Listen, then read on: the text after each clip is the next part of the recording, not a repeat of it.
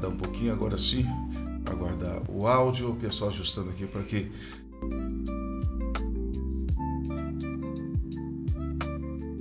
Tânia, bom dia, seja bem-vinda ao nosso podcast. Bom dia, Ângelo. Obrigada. Mais uma vez, estando aqui com Ângelo Máximo. Eu já tive o prazer de recebê-la por diversas vezes. Você contribui muito para o nosso projeto, né? Nosso podcast. E está de volta, né? Se ausentou muito, por qual razão? Tem um tempinho que estou afastada daqui, né, Ângelo? Mas estou de volta. Né? Agradeço pelo convite novamente, mas sempre que você me convidar, estarei aqui com o maior prazer. Tá certo. Tônia, e o tema está em alta, né? Se fala muito no bebê reborn, é isso? E você vai falar a respeito, não é isso? Sim. Tá aí uma pandemia aí, vamos dizer, de bebês reborn. Né? As mulheres estão cada vez mais possuindo aí deste lugar com cuidado com os bebês.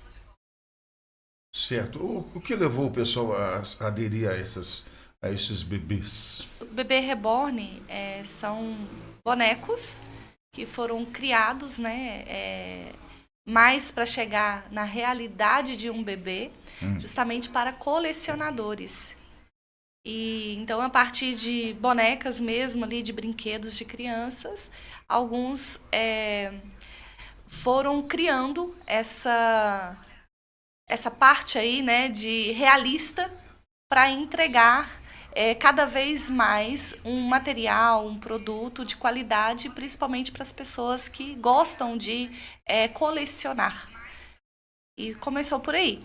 Então, se não me engano, foi em 1990 ou 1999, não sei. E em 2000, ele já se alastrou mais, né? A parte do marketing ficou mais forte e as pessoas conheceram mais esse produto. E hoje a gente percebe que existe um excesso aí das pessoas ao cuidar do bebê reborn, ao querer adquirir o bebê reborn. Não há problema nenhum, né, da pessoa querer estar com uma boneca, fazer uma coleção, de usar o brinquedo no seu dia a dia, né, mas o problema é quando isso é em excesso. O problema seria o excesso, né? O uso em excesso dos bonecos. Como a gente tem visto aí nas redes sociais que tem acontecido, né? As informações que têm aparecido, algumas realmente são verdadeiras, outras são fake news, mas as verdadeiras, que como diz, ligar para um PSF para agendar uma consulta, levar o bebê reborn para um cuidado, ligar para um SAMU para dizer que a criança está engasgada, sendo que é uma boneca, né? Então, tudo isso a gente tem que avaliar. Não é o boneco que é o paciente ali. O paciente, na verdade, é aquela mãe, né, suposta mãe, que está usando aquele objeto para uso de alguma coisa para suprir alguma coisa que está ali de trauma emocional. A mãe que ainda não teve a oportunidade de ser mãe. Também. Algumas que passam pelo luto, outras que estão desejando ser mães, mas que por algum motivo elas não podem ser mães. Então, são N motivos. E nós, da psicologia, a gente não está para julgar e nem muito menos traçar uma patologia voltada para isso, mas precisamos entender o porquê e como, né, que esses bonecos podem estar interferindo e sendo até onde é saudável ou não na vida da pessoa. Isso, então, tem sido usado por mães. Porque, na verdade, já tinha colecionadores, né, Ângelo, de bonecas. Então, tem muitas mulheres que já faziam coleção de bonecas. Só que com a vinda desses mais realista, foi possível usá-los para suprir alguma outra necessidade. Substituir, por exemplo, um filho, substituir, às vezes, um relacionamento afetivo, substituir, às vezes, algo que está ali mais oculto. Então, é entender o porquê que essas pessoas estão adquirindo bebê reborn. Existe um trauma ali, existe uma dor emocional. Desde que seja, porque o bebê reborn, ele pode ser usado até num processo terapêutico. A gente que é psicólogo pode até estar trazendo isso para o paciente para que ele consiga, de uma certa forma, elaborar o seu estado emocional. Só que quando isso é em excesso, é em exagero, a pessoa ela acaba se excluindo da sociedade, ela acaba se isolando, ela acaba criando uma fantasia em volta desse objeto, né, que é o bebê reborn. Aí é onde que mora o problema, onde que a gente vai, peraí, então existe aqui uma dor emocional, existe aqui um trauma, existe aqui, às vezes, um luto mal resolvido, existe uma dependência emocional, um vazio muito grande, uma dor ali que não dá para explicar, porque não é algo que você vê, mas é algo que a pessoa sente. Otâlia, quais são os sinais de que alguém pode estar usando bebês reborn de forma excessiva? Olha, é bem nítido, né? A pessoa se isola, a pessoa cuida desse bebê reborn como se fosse de verdade uma criança humana. Ela leva para o público, ela demonstra isso com muita nitidez, às vezes faz agendamentos, como tem acontecido em PSF, leva na consulta. Então, ela trata esse bebê reborn como se fosse algo real, como se fosse humano de verdade. Então, é necessário a pessoa voltar para a realidade e entender que é um objeto. Só que, para isso, a pessoa precisa estar consciente, né, da realidade. Nem sempre a pessoa está, porque existe um trauma por trás, existe uma distorção cognitiva ali, que leva com que essa pessoa trata um bebê reborn como se fosse um humano. Ao levar uma criança para uma consulta, tem algo de anormal, né? Com certeza, né, Otânia? O bebê reborn não é o paciente ali, né? Na verdade, quem é o paciente é essa suposta mãe que está levando esse boneco numa consulta, por exemplo. Chamar o SAMU, dizer que está engasgando, não é o bebê que é o bebê reborn que é o paciente. Quem é o paciente ali é aquela suposta mãe que está precisando ali de um acolhimento, está precisando de uma atenção, está precisando de livrar-se de uma dor emocional, uma falta de um afeto. E de onde tudo isso vem, Ângela? Tudo isso vem lá da sua infância. A mãe que não consegue ser mãe, ela sofre muito. Você já atendeu mães que sonham em ser mãe e não consegue por algum motivo? Como que é? O que elas alegam, buscam um tratamento? Me fala a respeito. Olha, Ângela, não é o meu público, né? Dessa que você acabou de me perguntar, não é o meu público. A mulher que deseja ser Esse mãe, público não mas recorre a um psicólogo. Não é o meu. Recorre, certo. Não é o meu público. Só que, sim, existe um sofrimento imenso por trás de tudo isso.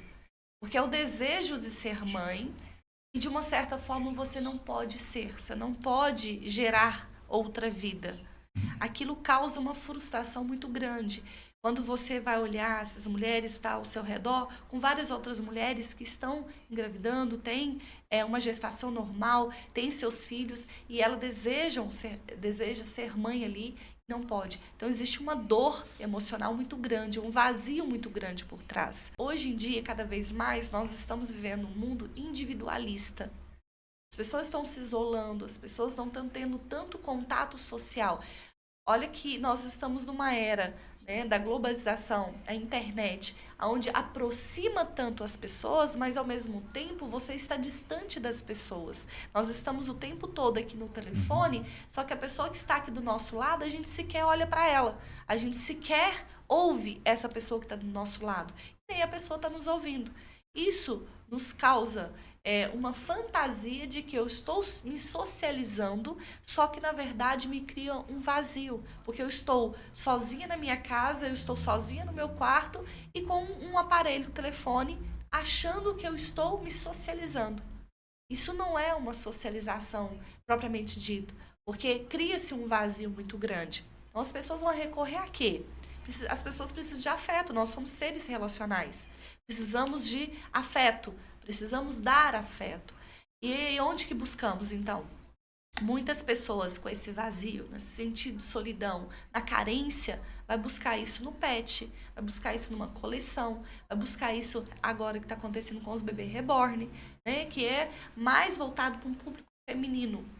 Então, muitas mulheres com traumas, como, por exemplo, elaboração de luto, que não foi elaborado, por uma perda ali na gestação, ou um filho que às vezes, depois de maior, né, também já chegou a luto, uma questão de trauma da infância, a dificuldade de relacionar com uma outra pessoa, e isso acaba, essa pessoa acaba projetando, essa mulher acaba projetando ali toda a sua dor emocional e se apegando a um bebê reborn e tratando isso como humano.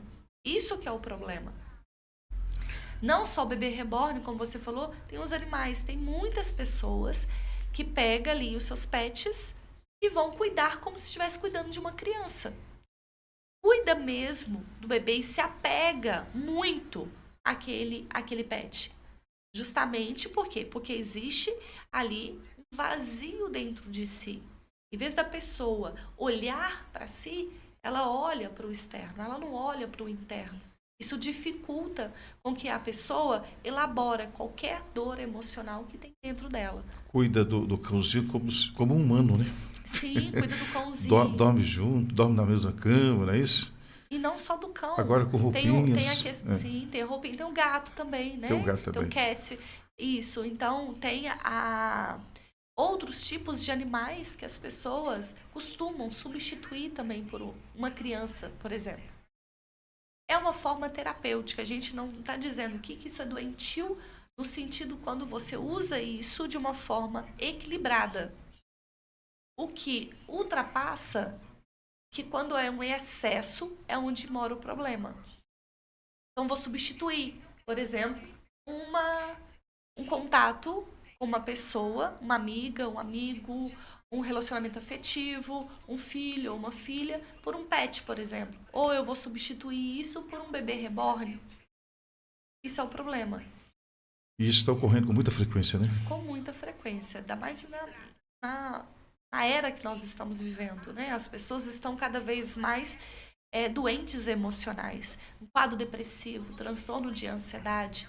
E tudo isso é justamente porque as pessoas estão deixando de viver a sua própria essência, que é a essência humana. E voltada muito para o ter, e voltada muito para essa parte do individualismo, o amor próprio. Mas espera aí, o que é amor próprio? Muitas pessoas têm distorcido isso, como também têm distorcido o que é feminismo. Tem muitas radicalismo aí, né? Então vamos entender, amor próprio não é eu me isolar do outro. Amor próprio é eu me respeitar. Eu olhar para mim e aceitar como eu sou. Claro, sempre está buscando evoluções, mas eu entender que a partir do momento que o outro me desrespeita, eu sei que está me desrespeitando e eu estou ali pronta para colocar um limite. Isso é amor próprio. É eu evoluir sempre, é eu buscar alguma coisa para me crescer e não me isolar do outro. Não eu cortar as pessoas da minha vida. Não eu ficar sozinha. Isso não é amor próprio. Então, quando fala amor próprio, as pessoas vão para dentro de um relacionamento afetivo e ali qualquer discussão, qualquer comportamento que a outra pessoa tem que não atendeu a sua expectativa, não, tem amor próprio. Vira as costas e vai embora. Quer nem saber. Né? Aquilo é motivo já de sair, vou aprontar, vou viver do meu jeito, sem me importar com nada. E aí começa a faltar também o respeito com a outra pessoa. Isso não é amor próprio. Esse isolamento é baseado nisso. As pessoas buscam paz, ficar no quarto sozinho, ver seu filme sozinho. Isso é o que está correndo, né? O que leva a pessoa a buscar esse isolamento? Você já tem uma prova, já tem um estudo em relação a essas questões? Ângelo, isso é buscar uma paz ou isso é fugir daquilo que você tem medo de se frustrar? Tá? Porque eu posso sentir paz e mesmo assim estar ao meio de outras pessoas. Eu posso ter a minha paz interna e mesmo assim continuar tendo relacionamentos interpessoais, de trabalho, de família. O que é sentir paz? Muitos aí entendem que sentir paz é ir contra conflitos. E não é. Porque para encontrar a paz, eu preciso entrar num conflito. Inclusive, foi até um tema de uma pesquisa que eu participei na graduação sobre o conflito e a paz. A busca da paz. Para me ter paz, eu não posso ter conflito? Né? Ou não? Não é isso. Eu ter paz, muitas das vezes, eu preciso entrar num conflito. E para mim ter conflito, eu tenho que ter paz. Não tem como eu ter uma coisa e não ter outra. Então, ir para o quarto, se isolar, ficar sozinho, isso é paz ou você está fugindo de alguma coisa? Temos que, numa próxima oportunidade, abordarmos sobre essa questão, né? Não é isso? O pessoal lê muito, pesquisa muito, mas ouvir de um profissional, eu acho que contribui muito. Não é isso? Fala um pouquinho da sua trajetória. Nova Serrana acolhe pessoas, diria, diariamente, né? Pessoas que chegam. Fala um pouquinho da sua trajetória profissional, Tânia. Você é natural de Nova Serrana, milita na referida área há muitos anos, com excelência, né? Tem curado muita gente aí com a sua profissão, não é isso? Olha, Ângelo, eu estou em Nova Serrana desde 92. Nasci em Pitangui. Morei até em 91 num povoado próximo aqui de Nova Serrana, Conceição do Pará. Vim para Nova Serrana em 92 e desde então estou aqui. Saí fora para estudar, novamente retorno para a grande cidade Nova Serrana, né? E nessa trajetória, Ângelo, quando eu comecei a fazer a graduação, eu tinha certeza que eu queria psicologia. Então, eu faço por amor, eu não faço por dinheiro. O dinheiro é consequência. Claro que eu preciso do dinheiro, mas o dinheiro é consequência. Quando eu fui fazer a graduação, eu ouvi muitas pessoas dizendo que eu estava doida em fazer psicologia. Psicologia não dava dinheiro, que psicologia não sustenta uma família e que eu estava errada. Só que eu segui o meu coração porque é o que eu gostava de fazer. Esse parecer vieram dos amigos? Esse parecer de que não ia dar certo, quem é que falava a respeito? De parentes, familiares conhecidos, também? Né? Então vieram de muitas pessoas que estavam ao redor ali. Só que, né, eu já sabia a direção, tá vendo a importância da gente saber o que a gente quer? A gente depois vai longe, né? E depois de formada, eu também, durante a graduação, já sabia que eu queria ir direto para a clínica. Então, depois de formada, eu já fui direto para o consultório. E, graças a Deus, sou bem reconhecida pelo meu trabalho, desde então. Faço o trabalho com amor, com dedicação e com eficácia, porque eu sempre estou buscando estudar, sempre estou buscando aprimorar para levar o melhor para cada paciente que está ali.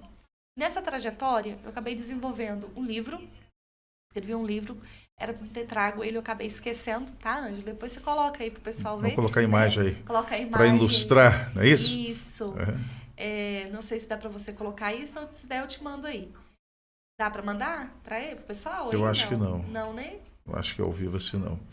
Vou te mandar aí depois. Mas lá nas suas redes também deve ter compartilhado, nas minhas redes né? sociais, tá lá na minha rede social, tá no Instagram. Instagram. Tá no Instagram. Então, siga minha amiga aí, tem no YouTube. Tânia, no YouTube também. Isso. Né? E o tema do livro, Ângelo, é sobre dependência emocional.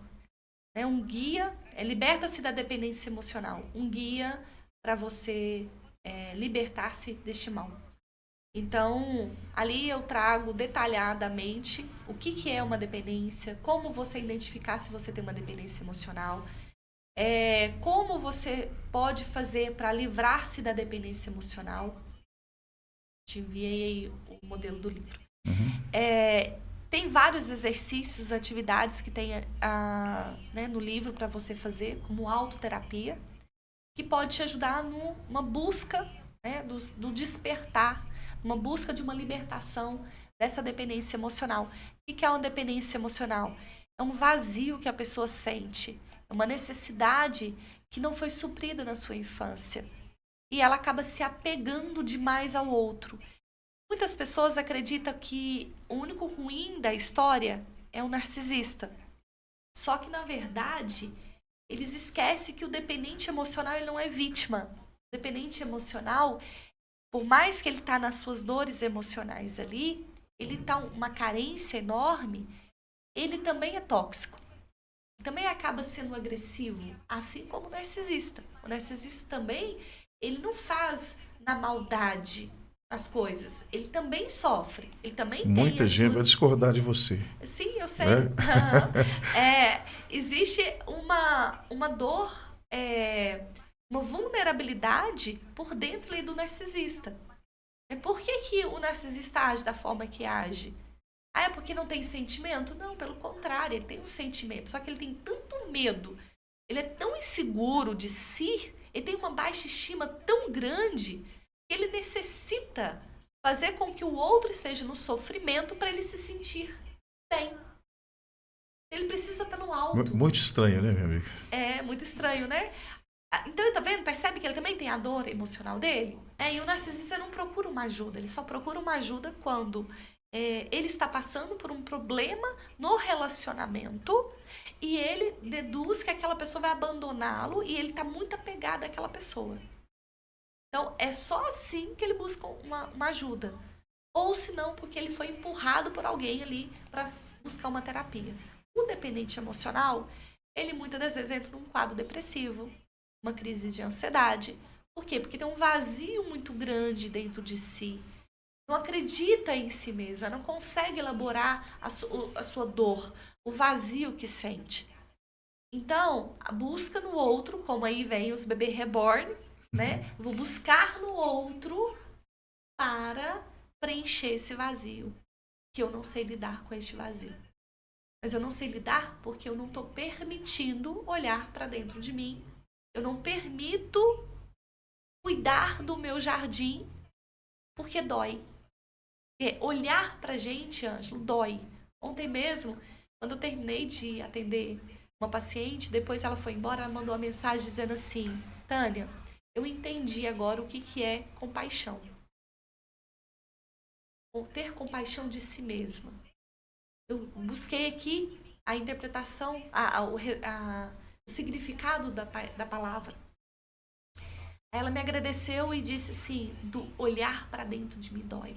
Tá doendo demais. Tá doendo muito.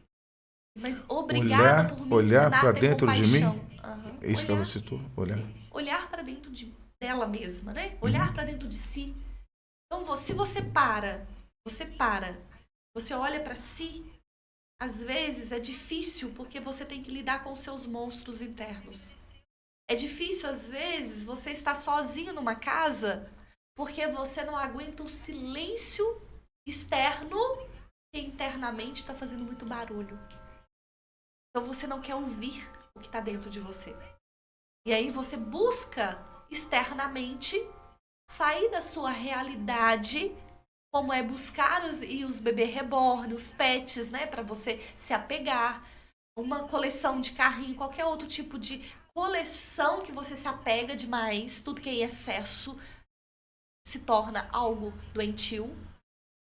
Tudo que é em excesso está dizendo de uma falta que existe aí dentro de você.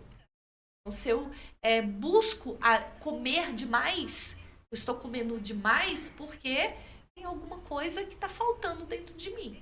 Um vazio aqui que eu estou precisando de preencher. Então, a minha fome é emocional. A minha fome não é fome fisiológica mesmo. Se eu busco ali em excesso, nessa compra excessiva ou compra excessiva, porque também tem as compulsões, né, de compras, também está dizendo de uma falta. Eu estou escondendo uma falta, mas eu não quero lidar com o que está dentro de mim. Então, olhar para dentro de mim dói. E muitas pessoas não estão preparadas e nem querem sentir essa dor. Então, a autodescoberta, o passar por esse processo dói.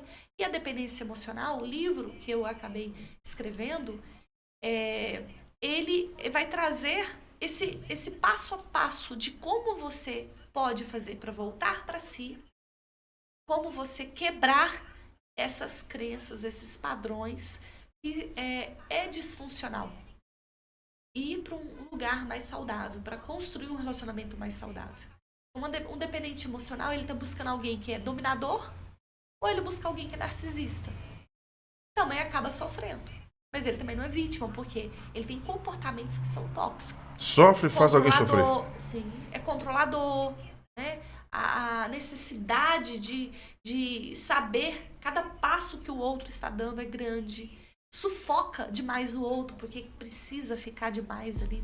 Minha amiga, o papo tá bom, rendeu. Espero que o nosso seguidor, nosso ouvinte, tenha aproveitado dessa sua fala e a sua abordagem e possa continuar nos prestigiando. Se inscreva aí no nosso canal no YouTube, tá bom? Estamos aí no Instagram, no Facebook e pela Rádio 98.